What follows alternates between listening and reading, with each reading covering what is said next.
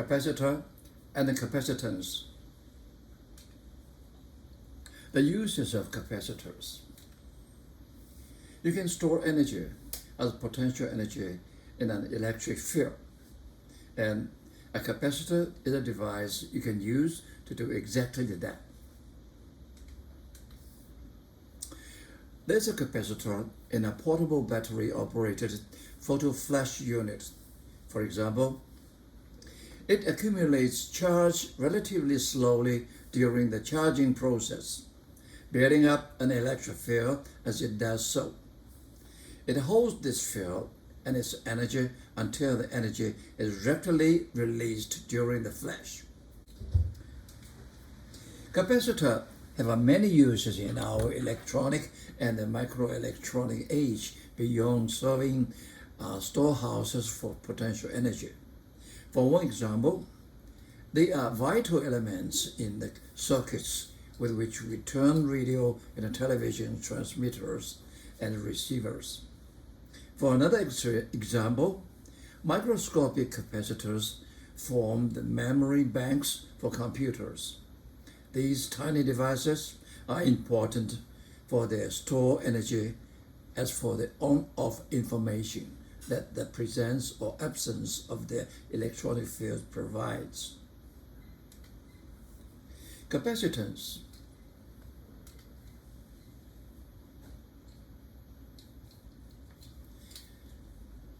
Figure shows the basic element of any capacitor. Two isolated conductors of arbitrary shape. No matter what their geometry, flat or not, we call these conductors plates.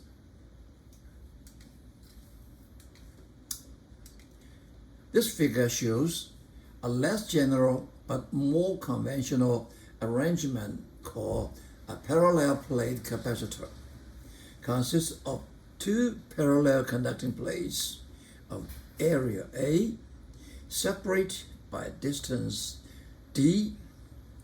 The symbol that we use to present a capacitor, a parallel, is based on the structure on a parallel plate capacitor, but it's used for capacitors of all geometries. This is area A, distance d, and you have charge Q on top, positive, and charge minus Q on the bottom plate. We'll assemble a simple capacitor out of these three components. This high-voltage electrostatic generator will be used to charge the capacitor. A wire is connected from one side of the generator to the outer metal shell of the capacitor, while a loose chain connects the other side of the generator to the inner conductor of the capacitor. Let's charge the capacitor.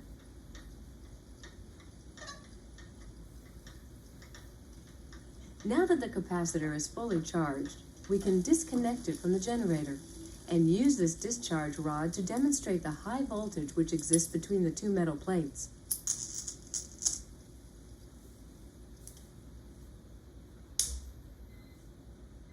We'll now repeat the charging.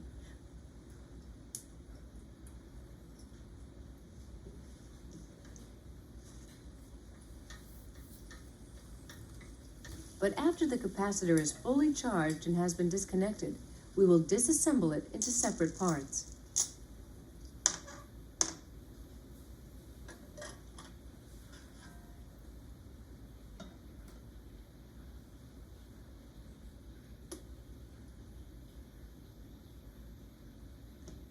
If we now touch the discharge rod to the two metal plates, there is no spark.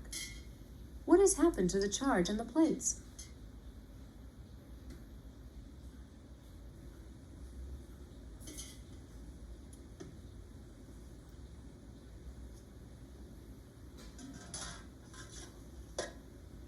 If we reassemble the jar and bring the discharge rod up, we get a spark nearly as long as the first. Since the charge was not on the separated metal plates, it must have been stored on the glass.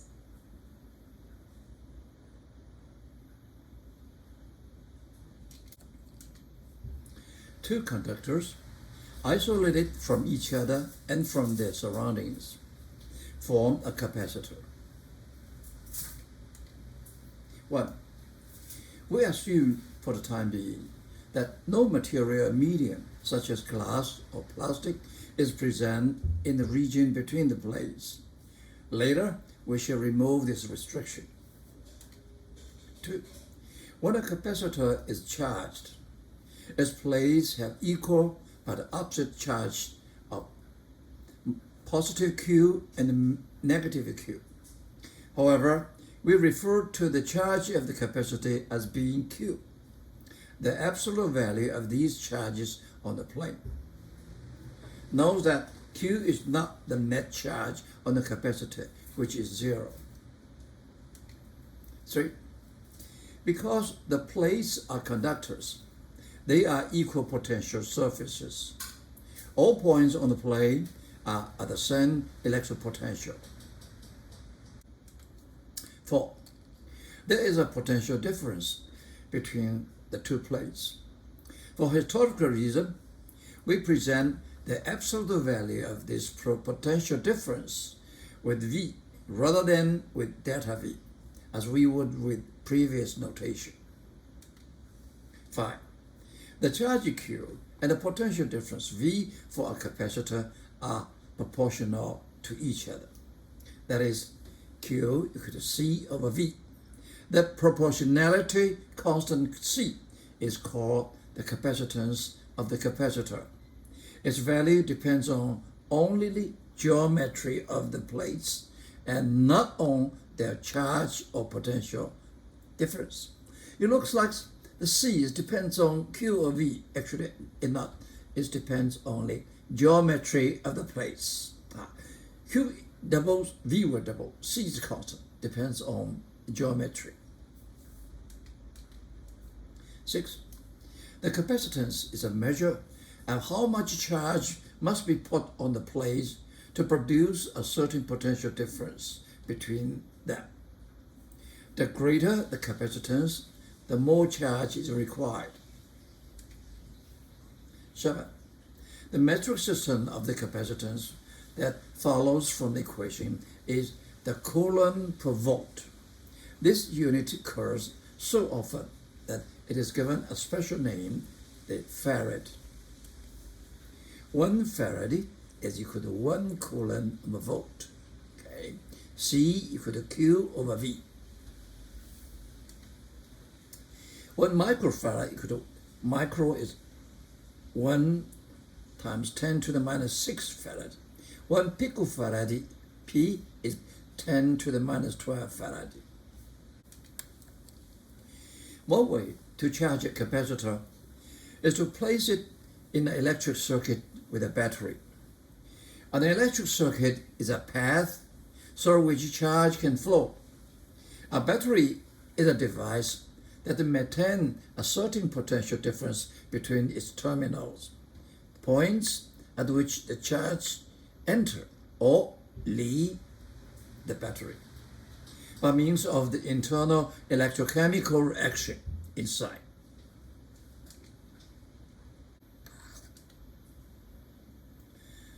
The potential difference between the initial uncharged plates is 0. As the plates become oppositely charged, that potential difference increases until it equals the potential difference V between the terminals of the battery. Then place H and the positive terminal of the battery are at the same potential, and there is no longer an electric field in the wire between them. Similarly, plate L and the negative terminal reach the same potential, and there's then no electric field in the wire between them. Thus, with the field 0, there's no further drive of electrons. The capacitor is then said to be fully charged with a potential difference V and a charge Q, which are related by equation Q equal to CV. Calculating the capacitance. 1. We assume a charge Q on the plates. We assume. Okay. And from this Q, we calculate the electric field E between the plates in terms of these charges Q, using Gauss' law or others, choosing Gaussian surface so that E perpendicular to dA or E parallel to dA or E is constant on it.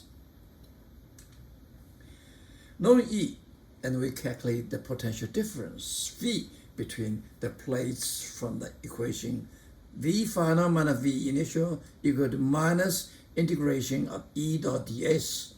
We choose E parallel to ds, and only absolute value of this one is important. Then we have V, we have Q, so we C equal to Q over V. And in this equation, Q, we assume the Q usually cancel out. We get the C. It only depends on geometry.